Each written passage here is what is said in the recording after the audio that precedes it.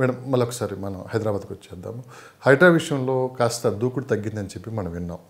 ఇప్పుడు commercial properties, residential properties కూడా నిర్దాక్షిణ్యంగా పర్మిషన్లని కూల్చేస్తున్నారు.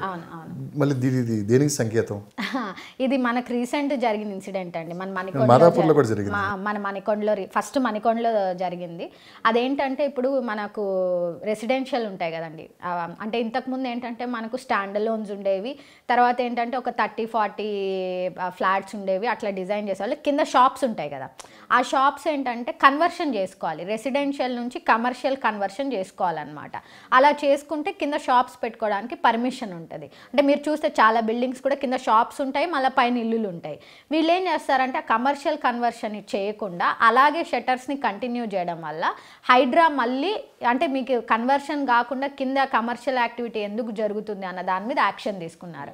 అంటే హైడ్రా ఏమో ఫస్ట్ లేక్స్ రిలేటెడ్గా, ఎఫ్టీఎల్ రిలేటెడ్గా వచ్చారు, ఇప్పుడేమో కమర్షియల్ రిలేటెడ్గా ఉన్నారు. అంటే హైడ్రా వేటి మీద వర్క్ చేస్తుందనే ఒక ప్రణాళిక ఏదైనా ఉండగలిగితే అప్పుడు ఎవరైతే అంటే పర్మిషన్స్ అప్లై చేసుకోవాలనుకున్న వాళ్ళు చేసుకుంటారు, కన్వర్షన్ చేసుకోవాలనుకున్న వాళ్ళు చేసుకుంటారు. బట్ మనకు అలాంటి ప్రయర్ ఇంటిమేషన్స్ అయితే ఉండట్లేదు కదా. అంటే హైడ్రా ఎగ్జాక్ట్గా దేని మీద వర్క్ చేస్తుందో మనం చెప్పలేకపోతున్నాం.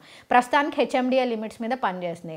మరి డిటిసిపికి వెళ్తుందో వెళ్ళదో మనం చెప్పలేం. సో అది ఎలా డిరైవ్ అవుతుంది, ఎట్లా వాళ్ళు యాక్షన్ తీసుకుంటున్నారు అనేది అది సిస్టమ్కే తెలియాల్సిన విషయం.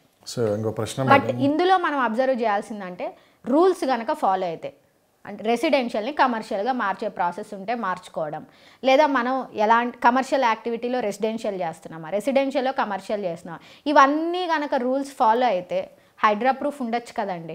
మీరు డే 1 లైఫ్ ఏంటో చెప్పారు జస్ట్ 2 minutes ముందు, కానీ ఒక విమర్శ కూడా ఉంది మీ మీద.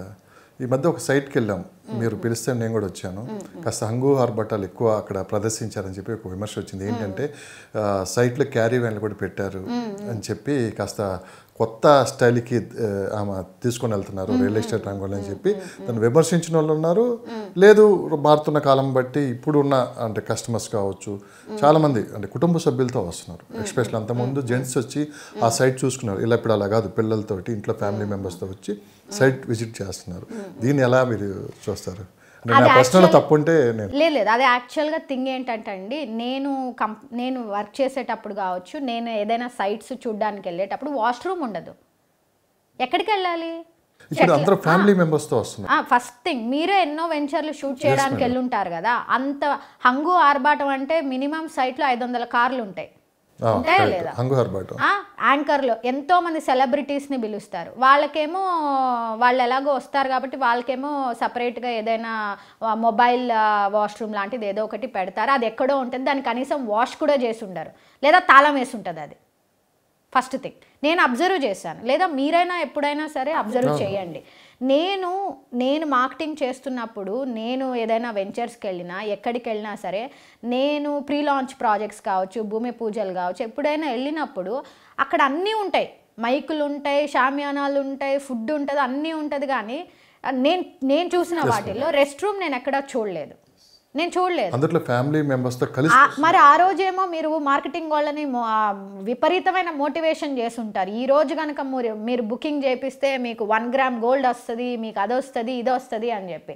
అంత దూరము వారు వెహికల్లో ట్రావెల్ చేసి వస్తున్నప్పుడు వాళ్ళకి బేసిక్ కంఫర్ట్ ఇవ్వలేనప్పుడు మీరు వాళ్ళ ప్రాపర్టీని ఏం సెక్యూర్ చేస్తారు? అంతే కదా. నేను అదే ఆలోచించాను. ఆ సైట్లో మేము భూమి పూజ చేస్తున్న టైంలో we cannot have a site office లేకపోయి ఉండొచ్చు. సో అందుకని నేనేం చేశాను, యాజ్ ఏ ఉమెన్ నాకు అవసరం, లేదా వచ్చే వాళ్ళకి అవసరం కాబట్టే మేమేం చేయగలం, ఆ రోజు క్యారవెన్ పెట్టాం.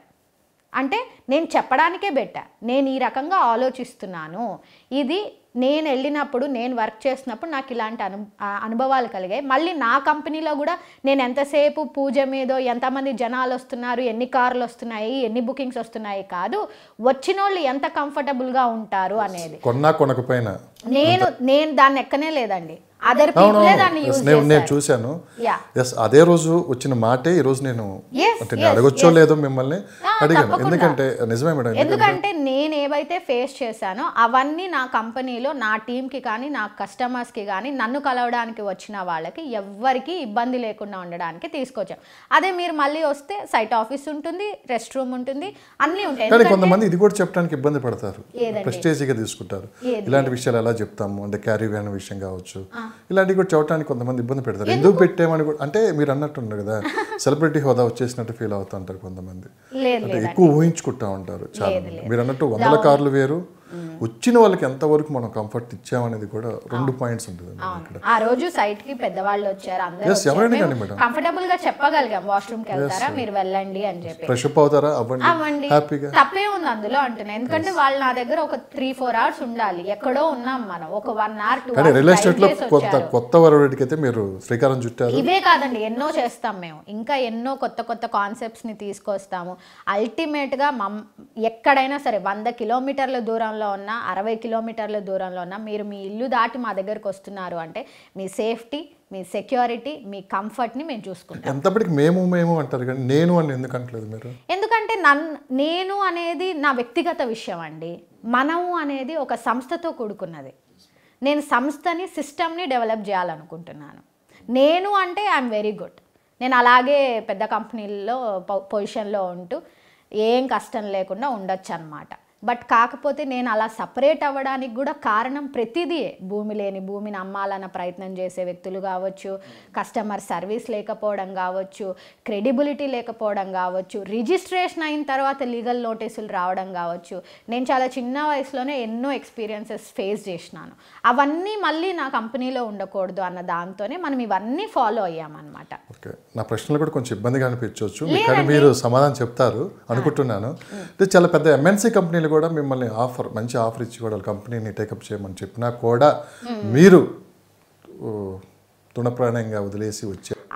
లేదు, అంటే వాళ్ళు కరెక్ట్ ఉంటే, డాక్యుమెంటేషన్ కరెక్ట్ ఉంటే, కస్టమర్ సర్వీస్ బాగుంటే, రీచబిలిటీ, నేనే చైర్మన్ని కలవాలంటే నాకే టైం పట్టేలా ఉంటే మరి కస్టమర్ పొగరు అమ్మాయికి అన్నారు. ఎలాంటి పొగరు అంటే ఐఎమ్ సెల్ఫ్ రెస్పెక్ట్ అండి. ఫస్ట్ థింగ్ సెల్ఫ్ రెస్పెక్ట్ మనకి కావాలి. Self respect. నేను అమ్ముతున్నాను, నేను మీ బ్రాండ్కి నేను వర్క్ చేస్తున్నప్పుడు నేను నా ఫేస్ కాస్ట్ చేసి నేను అమ్ముతున్నాను అంటే నన్ను చూస్తున్నారు కానీ బ్రాండ్ని, బ్రాండ్ అంబాసిడర్ని, చైర్మన్ ఆ 5 నిమిషాలు కావచ్చు, ఆ గంట కావచ్చు, I'm the one who is explaining the product, I'm the one who is guiding them. కాబట్టి మరి నాకే మీరు ఏంటి డెవలప్మెంట్స్ ఏంటి అని అడిగితే నాకే సమాధానం చెప్పలేనప్పుడు మీరు కస్టమర్స్కి ఏం సమాధానం చెప్తారు? ఇప్పుడు ఏ కంపెనీల్లో అయితే నేనున్నానో లేదా ఏ కంపెనీ అయితే నాకు ఆఫర్ చేసిందో మీరు కరెక్ట్గా ఉంటే నేను హ్యాపీగా వాళ్ళతోనే ఉంటా కదా. వీళ్ళందరూ కరెక్ట్గా ఉంటే ఈరోజు ఎస్ ఇన్ఫ్రా హైట్స్ అనే సంస్థ స్థాపించాల్సిన అవసరం మనకు లేదు. దానికి మూల కారణం మనం ఎవరైతే ఇలాంటి ఒక థింగ్స్ని ఫాలో అవుతూ కస్టమర్ డ్రివెన్గా లేకుండా అమ్మామా అయిపోయిందా, హంగు ఆర్భాటాలు, లేయర్స్, ఇవన్నీ అన్నమాట.